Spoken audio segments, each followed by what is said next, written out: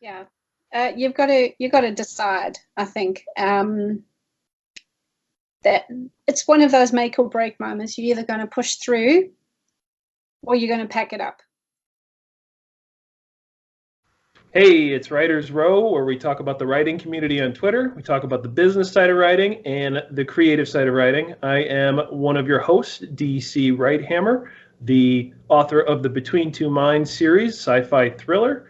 And I'm joined, as always, by the other host.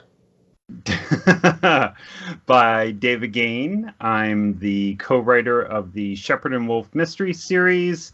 It's a young adult series about two teenage boys who chase serial killers. And we have a third guest, or a third person with us. Our special guest. Very special. Go ahead and introduce yourself. Hi, everybody. I'm Cheryl Lawson. I'm the author of We Are Mars. And now soon to be Storm at Dawn. It's in pre-order at the moment, but we'll talk about that a little bit more a little later. And nice to be here. Thanks, guys, for having me. Really, thanks for being on the show with us. Sure. What are we talking about, DC? Well, Cheryl is in the process of releasing her second book, and we wanted to talk about book releases. I think we often hear about them in writing community, and a lot of people do a lot of different things. Some things seem to work well. The things that I've done haven't worked so well, and I'm happy to talk about those. But I think just having the conversation, getting some ideas out there, having that discussion, I know it's going to be helpful for us, and I'm hoping that others get something out of it as well. So, yeah, I agree. Yeah, it's an interesting subject because I think it falls so well and truly into that marketing and branding part of writing that so many people struggle with. So it's nice to cover the topic of how you launch a book, how you bring it to market, and how you successfully start generating those sales.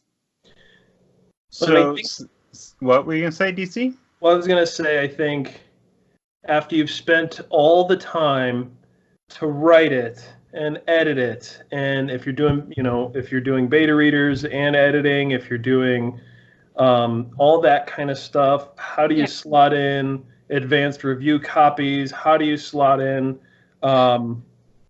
creating content and all this stuff? My mind starts to spin thinking about it. Yes. And I've gone through releasing 2 books, sort of haphazardly releasing them. And so I just want to set the context. Like, we get it. Like, we're writers, we do it. But some people are very effective at it, and so I want to discuss the things that we've done that have been successful. So I think, David, you have some questions as well to help drive the discussion. Well, I kind of wanted to know, when do you guys start setting up your plans to do a release? So let's start with Cheryl. You're doing when's your book release? Well, it technically launches next week at the Kelowna Comic-Con. Okay.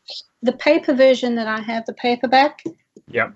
I have a small stock of them that I'm taking to Comic-Con with me, and it's an exclusive only at that Comic-Con launch of the paperback. So I kind of want it to be a little bit of a special event because I don't want to have a launch event like I did last year with We Are Mars because that kind of didn't work as well. So I thought Comic-Con, built-in audience, foot traffic, all that sort of thing. I'm probably going to sell more books there. It's less stress. It's a great deal of fun. I'm just going to do it that way. And we'll see how it works because it's a completely different strategy to what I did previously. In terms of the ebook, it only launches at the end of September. And the reason I've given it that amount of time is so that I can get reviews on there from the ARC readers that I've given it to. At this point, I think there's about 5 or 6 people actively reading it, and I'm hoping to get about 3 reviews back before it launches. So, yeah, I gave myself plenty of lead time for that launch, and it's just as well I did because stuff's happened and becomes very messy. So when about did you start planning for it? before I started sending it to editors. Okay. So I'd sent it off to beta readers. Yeah. And at that time, I started doing the cover design and interior, trying to think how I'm going to fit the interior in so that it fits with where I'm at, so it looks the same. And thinking at that point, okay, now I need to figure out what my launch strategy is. I booked Comic-Con around the same time, and that would have probably been about 3 months ago. Okay. Yeah. Okay. So you got about. And I do want to come back to the previous release and why it wasn't a good one, but how about you, DC? Well, I was going to say, so 4 or 5 months, basically, you've been kind of planning your launch. You sort of a two-tiered. You've got the limited release books, the paperbacks, and then you've got the ebook that's going to be at the end of September. Yeah. You've got ARCs out to get reviews. Can they post reviews on what are you looking to get reviews on, like Amazon or Goodreads or something like that? I'm hoping to get them on Goodreads to start with, Okay. because I think they can post to Goodreads without having posted onto Amazon. And then when it launches on Amazon, then they can go and post them straight there. So it can start accumulating those reviews from day one. I did that with the previous one and actually did really well because I got 3 people to post reviews the same day it was launched, and it really drove it up the rankings, the sales rankings. I mean, not as high as I would have liked it to go. Who doesn't want number 1? Right. But yeah, it does work as a strategy to get those reviews in pretty quickly. So Interesting. Yeah. And DC, how about you? When you've released your books, how far ahead have you planned? So especially with my first book, I did not have a big plan at all. This was in 2017. I mostly wanted to hit publish. Like I mostly just wanted to, like I had spent 2 to 3 months solid doing editing and cover design. I skipped ARCs, I actually didn't really know much about them. But I did do the editing, spent a lot of time with that, and then I was just really excited. I just wanted to hit that publish button. I just wanted to get it out in the world, and friends and family actually bought a significant number on day 1. That number fell drastically day 2, and by day 3 or 4, I was without a market, essentially. I had to figure out the whole other side of it. And I think I really started off more as just a writer, and I didn't really build an author persona until much later, actually, until almost a year later when I was in the thick of releasing book 2, and I'm like, hey, I need to do more with book 1 to build hype for book 2. And so going into book 2, I did quite a bit more, but I historically had not been great at doing in-person sales, so I didn't have anything lined up in person, which I think was a mistake. I think if I could have gone back and done something differently, I would have done an event or set up some kind of release with a bookstore or whatever.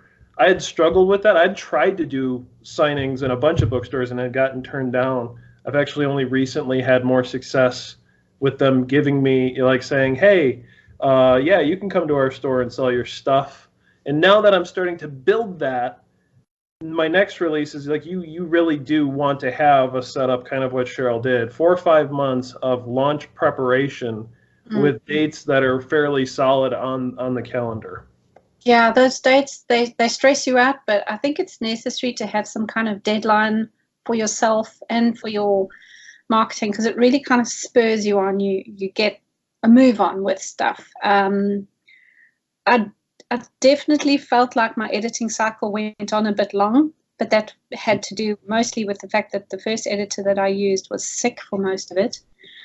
So she kind of delayed it by about 6 weeks. And then I really, once Jo Paulson got hold of it, she just went. And after that, I just went, and the book was ready on a wing and a prayer by the time I needed it. So, yeah. deadlines. And I'm interested.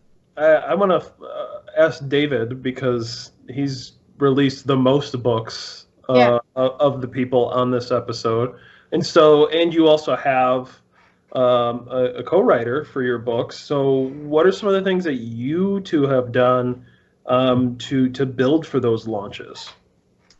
So the first one that we did when we originally had our fully self-published book, we by the time it got out, we did barely anything on it, but we got a restaurant to just let us set up. We said, come here to our Facebook group that we had, or followers on Facebook, and said, if you want to buy a book, come here, we'll sign it, come for a drink. We weren't supplying anything. It was just whatever they wanted to buy. But it was really a nice afternoon of us just sitting there, pulling out books, signing, giving them, and we'd sell maybe, one or two to some people and then 6 to other people. So it really paid off really nicely. And then we sold a few to we sold a few to just people in the bar that we were sitting. It was like a coffee shop bar. So we sold a few to those people just because we were at the front of the store and catching attention. Nice. Then on book, I don't remember if we did anything for the re-release. I feel like we probably did a book signing. I know we did a book signing on book 2 in Chapters. Was it? Yeah, I think it was Chapters, which is like the Canadian bookstore here. And we noticed, actually, that one worked out pretty good just because no one had got it before, and we got pretty good responses from the staff saying we brought in a lot of people and signed a lot of books. So they were impressed with that. And then book 3, we wanted to, because when we did it at the bookstore, we were losing whatever the 45% or whatever through the bookstore. So we wanted to just do it for ourselves on the third book.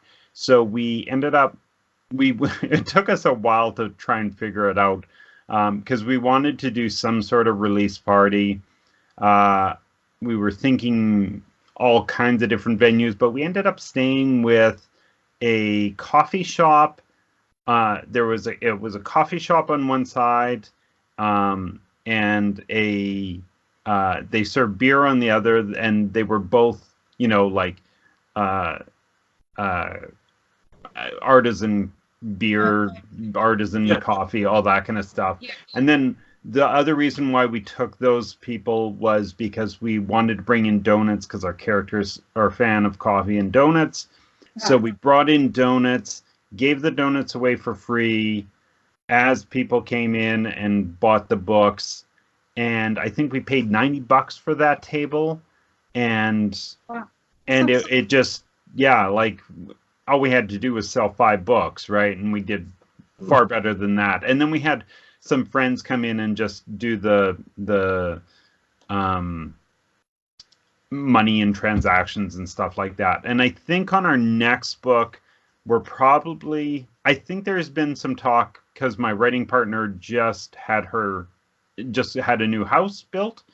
And so she wants to have like a kickoff party in the house, because on her 40th birthday, she did like 40 pieces of artwork, put it through her whole house, brought in a DJ, brought in a bartender, all this kind of stuff. And people were buying.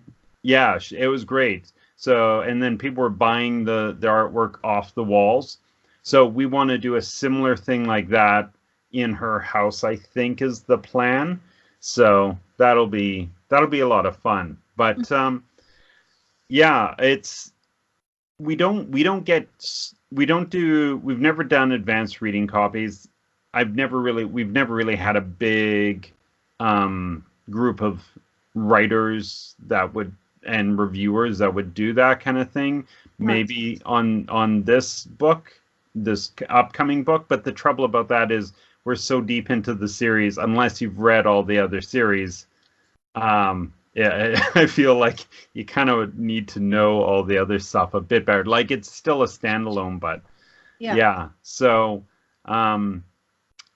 it's I like the advanced reading copies. I like the reviews, but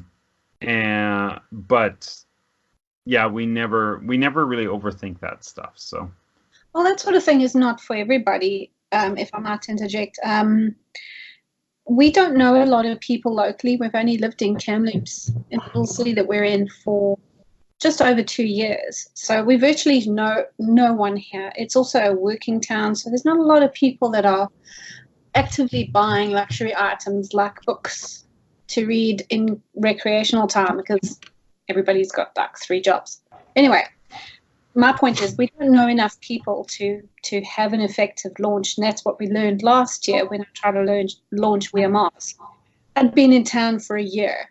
I knew some people, and I tried, and I mean, I got maybe 10 people in, but it was kind of an open door sort of policy, so people came and went.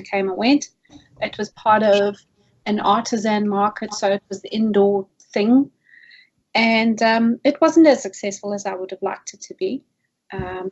I did get to go on TV for that, though, which was fun. If you can, I would strongly recommend, for launches, if you're doing a local launch, send a press release. Mm-hmm. Because press release gets the local radio, it gets local TV, it gets local media companies that put stuff online, and they're starved for new stuff.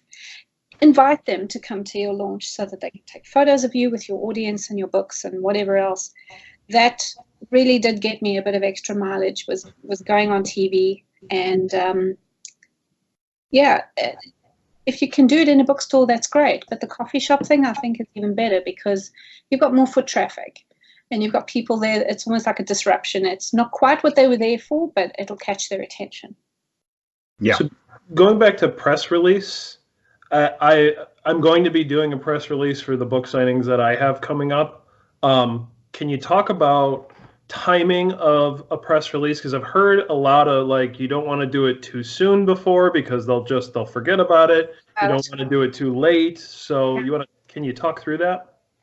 I would say, and this is what I'm used to, because I come from a marketing and advertising background, design background and that sort of thing. When we did press releases, it would go out about 10 days before. Okay. And then we would also send one reminder through that time period, so maybe 3 days before, to say this thing is happening this weekend or whatever it is. So I basically follow the same rule: 10 days before, and then a reminder 3 days before the event. And with the 10 days before, I got the local TV station, saying, do you want to come on our midday show? And we pretty much arranged it. And I went on, I think, about 5 days before. So it was quite topical at that point in time. So it did help out. And you kind of have to, from my understanding with the press release, you kind of write it. You want to basically give them a completed, what they can, their editor is going to take a look at it. But yes, you want to do almost no work and put it in the paper, or put it in. That's exactly it. It needs to be professional. It's got to be almost like a sales copy type of letter. It's got to have no errors. It must show the dates clearly, when you want it released, what the dates of the event are, what the times are, all of that sort of thing, very clearly. There's actually templates that you can follow for a press release. Yeah. Some of them you can say at the bottom, for immediate release. And then you've also got to give information about who you are as well, who is submitting. Right. So you have a section at the bottom that's underneath like a rule that says about the author. And they might publish that part as well, although most of the time that's really just for their information, so they know who they're dealing with. We've used press releases as well, and I fortunately knew somebody who had a journalism background, so I passed it through to him. But also, even without the press release, if you call up most of your radio stations, your television stations and just say, hey, I want to be on the morning show or the afternoon show or both. Yeah. You just do the groundwork, the footwork. I think out of all the people we contacted, we got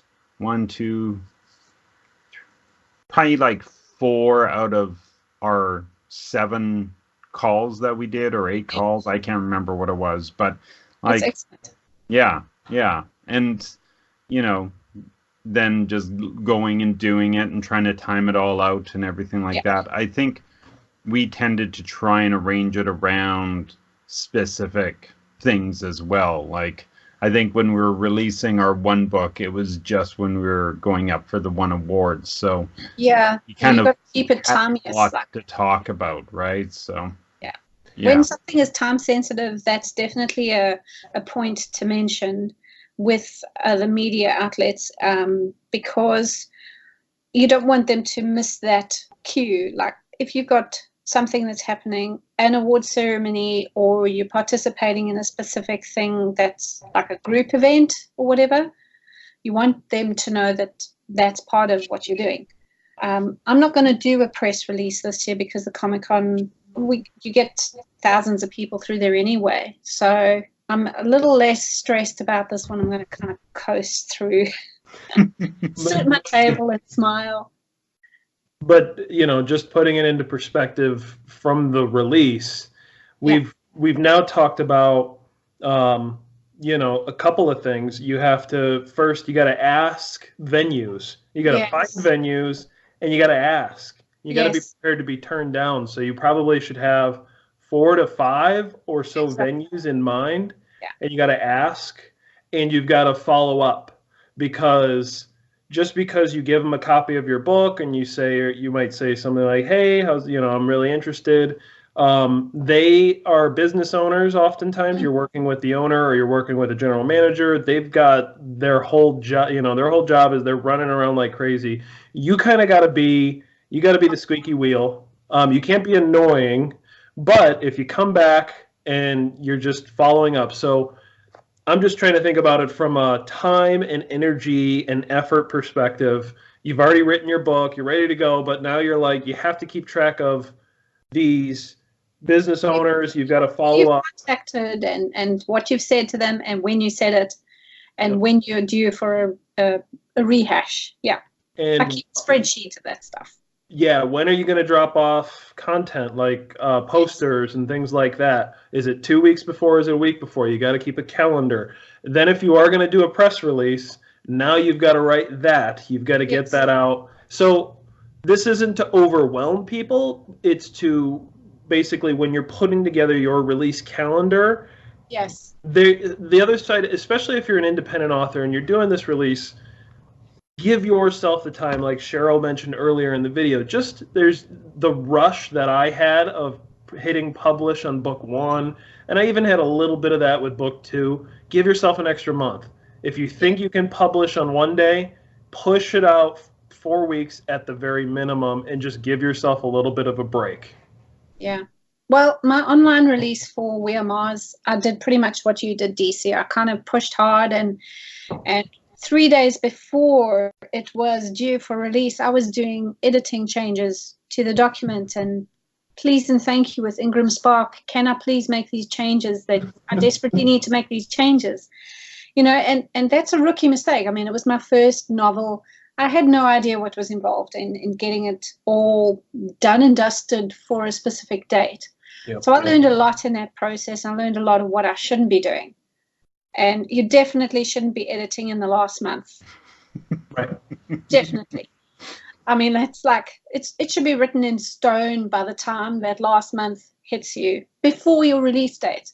That last month should be you planning all of your bits and pieces that go towards that release. It's all your marketing material. If you're doing giveaways, if you've got online stuff that you need to do, blog posts and Twitter posts and Facebook, whatever, and just annoying the heck out of everybody with your marketing and branding for that last month. You shouldn't be doing editing. And if you think you need to do more editing, if you're not happy with the final product, push the release date. That's all I can say. If you think that it's not ready to be published because you really want to do more editing, push it. Now, I'd say do it once. I wouldn't say do it twice or three. Like, you have to eventually hit the publish button. But no, I agree. I think that those last minute scrambling to try to get the homophones corrected and all the other things that you might have missed. It'll take 10 years of your life. Yes. Yeah, sure. Anyway, yeah. Speaking of marketing material and stuff, one of the things that I've done for this one is I went and spoke to Black Hair Press about whether I could sell any of the anthologies that I appear in. I'm not sure if any of you guys are in any of their anthologies. Anyway, so there's a few of us on Twitter that are in these, and I thought it might be nice to actually just have a few more of those on the table. So I've got my 2 sci-fi novels. I've got a sci-fi anthology, and then I've got my first book that I did. And then I've got a whole whack of marketing material that I've done, that I've been working on. I've got a little leaflets, little entry forms, a price list, busy making bookmarks, and so on. So I've been busy this week, and all with this sort of stuff. Yep. And you don't have time for that if you're still editing. Yeah. I feel like you've got a common theme there. It burned me last year. It really did. It was very stressful. Yeah, I was the same way with the very, very first release. I was doing fixes to the ebook the night before it released, and I was burnt out. So. Well, and I wanted to actually shift gears because we've talked kind of a lot about some things that you kind of should do. We've talked a little bit about mistakes, but I think one of the things we wanted to get to in this episode is what happens when things don't go as planned. I think that's something we wanted to spend a little bit of time on. I know Cheryl was going to mention some things. If things don't go as planned, and whatever kind of examples you want to give, what do you do? Like, how do you handle that when you have a release schedule? You might have a pre-order. You might have all these deadlines. Yeah. Like, what do you do when things don't go well? I would get offline for a bit and swear to myself for a while and deal with it that way, and then come up with a plan. Yeah. Yes. Yeah. You've got to decide, I think, that it's one of those make or break moments. You're either going to push through or you're going to pack it up. All the drama that I had with the Indigo chapters and Ingram Spark stuff last week, when I had books returned that were deducted from my royalties account, really kind of took the legs out from underneath me. I was done that day. I was very done that day. And it took me a few days to calm down, and I communicated with Ingram Spark about what had happened. And ultimately, I decided to close the account that I have with them because I felt that they were not acting in my best interests at that point in time. I had made some mistakes when I set up my books with the whole returns policy. I chose return and destroy, which, you don't realize what that really means until you get boxes of books returned that are basically headed for the shredder. It has a big impact because it feels like all that work you've put in is pretty much just trashed. And, I was close to giving up because I thought, I've been through a lot with Storm at Dawn this year. I've been through 2 editors. I've had lots of delays and lots of setbacks and problems with the story that, kind of the writing part was not easy. It definitely was not as easy as We Are Mars. And I think that's because I had expectations. Other people have expectations, and all of that's kind of on you. And you want to make it the best product possible. And then your distributor lets you down. And you want to go after them with a pitchfork. Anyway, the decision was made to pull back rather than pull out. And I am only going to be doing Kindle books for a while. Already kind of thinking about how I'm going to get my paperbacks onto KDP, Kindle Direct Publishing, because I have a box of 18 books that I ordered from Ingram before all of this stuff came down. And those 18 books are more or less already spoken for. Even though I've got a Comic-Con next week, I've got people that have texted me or emailed me and said, please keep a book for me. I'm beyond what I've already got in terms of stock as far as demand goes. And I'm like, okay, well, that means I've got to make more books. And the only way to do that is to get them on KDP. And I'm like, do I? Don't I? I'm still a little like nervous about the whole paperback thing, because that's where you assume all the risk. Ebooks are not as risky because there's no physical product that's being handled and shipped and produced. The quality, if you've produced them right, they're consistent throughout. But paperbacks, you can have a mess with your cover, you can have a mess with your interior, you can get a package that's lost and there's 10 books in there or whatever it is. You got to try and deal with that situation. And mine just happened to be that the distributor let me down. So I had to move everything right in the middle of my pre-order for Storm at Dawn, and it took a great deal of patience and effort on my part not to go mad from the whole process. It was taxing, to say the least, but it's sorted. I can breathe. So, yeah. How about yeah, it's there's a lot going on there besides just a release date, right? But it's all Absolutely. the things that can derail the That's process exactly it. and the journey. And because it's kind of like a pancaking effect. If one thing goes wrong, something else could go wrong, and the whole thing could be derailed. yes. Yes. Well, and I was going to say, you know, going back to what I mentioned earlier with the writing of the book, like you almost have to be on your like top game, your A game, when you get into that release period where you're building up for the release. Yeah. You've got to find reserves. You've got to get all the help you can get.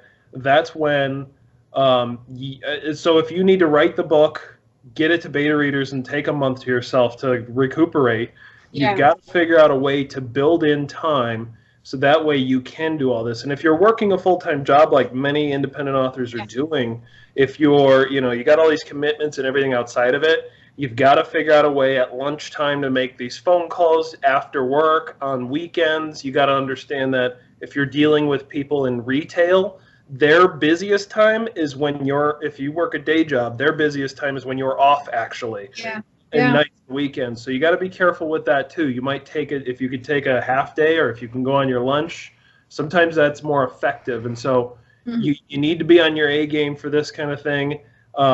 You know, Cheryl, I mentioned this and I've said it, you know, when I saw you were down, I felt for you. But when I saw your resilience, that gave me sort of a shot in the arm thinking about when I'm going to do my next release and just kind of being prepared for things like that. I definitely wanted to bring you on this show to talk about exactly what you did. Yeah, well, I mean, what I want to do at some point, because the situation's still evolving at this stage with Indigo chapters, I want to actually write a blog post sort of detailing the experience so that I can share it and people can kind of say, okay, that's what happened. Because when you're just getting snippets of it on Twitter, or like maybe somebody will listen to only part of this discussion, it's difficult to kind of understand fully what happened. And that there's no one person at fault. There's no one particular mechanism that caused the whole thing to implode on itself. But at the same time, you've got to kind of sidestep the avalanche and figure out what your next move is. And for a lot of indie authors, as you say, it's a side gig, and you know, it's enough to completely unravel everything that you've been trying to work towards. I often see people very despondent about how they're going to move forward with something like their sales are flat, or they've got a copy of their book back that looks absolutely terrible. It's their first copy back, and they don't understand and they don't know what's going on. It's all part of the same process. It's difficult because there's so many moving parts. Yeah. And the release is just one part of that. The new blog post that I put up, the headline for it, the subhead is that releasing the book is not the beginning of the story, it's the middle of the story. So, you know, as long as people understand that, I think releases are a little bit less scary. That's probably a good spot to wrap it up. You two just like... Yeah, well, I think it's a sort of a stressful topic. It's just talking about it is, you know, taxing. And then going through it and experiencing, I'm sure anybody who's watched this episode this long has probably had a roller coaster of emotions as we go through it. And you so bits out. So no, I'm leaving. It's all. This is Writer's Row. This is what we do. All right. You know, let's take a moment. Let's do the marketing that we talk about on it. And so, Okay. Cheryl, I want you first to go ahead and tell us about your pre-order again. Right. So in September, Storm at Dawn. I don't know if you can see the cover very well. It's a little bit dark. Is coming end of September to Kindle and Kindle Unlimited. It's the follow-up to We Are Mars, and it continues the story of the blighted and beleaguered Rubicon settlement. And the challenges they face in this book are as dangerous and acutely deadly. So, yay! David, what do you got for us? I'm gonna actually. My book is not as clean looking as Cheryl's. It's my worn, weathered desktop copy of Wolf and Shepherd's Clothing. Oh, I should get closer to the mic. Wolf and Shepherd's Clothing. It's up for a High Plains Book Award in October. Nice. Yes, I think I'm going in October to that. So that's exciting. Yeah. And I just saw probably the closest version to the cover of the new book, Book 4, Shepherd's Call.